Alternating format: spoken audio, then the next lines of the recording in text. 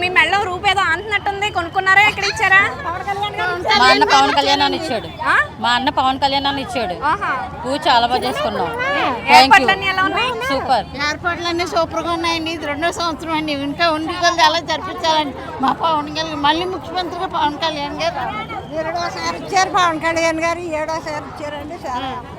చాలా బాగా. ఇప్పుడు చీరలు ఇచ్చారు అని అంటే మామూలు తక్కువ క్వాలిటీ చీరలు ఇచ్చారు అని అంటున్నారు. ఇప్పుడు చీరలు ఎలా ఉన్నాయి? లేదండి, చాలా బాగున్నాయండి. మంచి క్వాలిటీ చీరలేనా?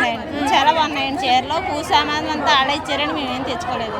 చాలా బాగా చేశారు. ఏర్పాట్లన్నీ కూడా ఎలా ఉన్నాయి అంటే 10,000 మంది అంటే కిరిసిపోయి లేదండి, ఎక్కడ సెక్యూరిటీ ఉన్నారు కదండి, చాలా మంది బాగా చేయించారా?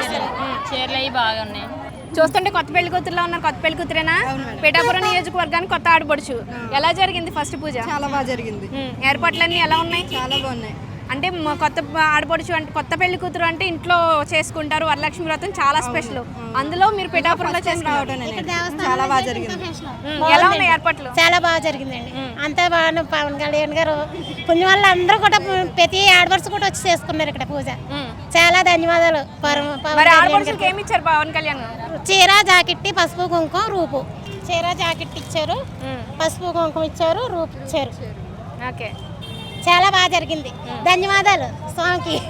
దేవుళ్ళగా అందరినీ కూడా ఆదరించారు. ప్రతి ఆడపడుచు కూడా సొంత ఇంట్లో చేసుకున్నట్టుగా చేసుకున్నారు పూజ. సాముఖ్యంగా చాలా సంతోషంగా ఉంది.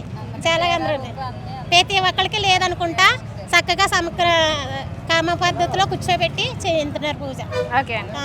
సత్యనారాయణ మూర్తి వ్రతం ఎలాగో ఈ పూజ అలా జరుగుతుంది. చాలా బాగా జరుగుతుంది. అందరినీ కూడా పసుపు కుంకాలతో చీర జాకెట్తో సౌభాగ్యంగా దీవించినట్టుగా ఆ స్వామి పవన్ కళ్యాణ్ గారు అందరికీ కూడా లేదనుకుంటే చక్కగా అన్ని సమకూర్చారండి.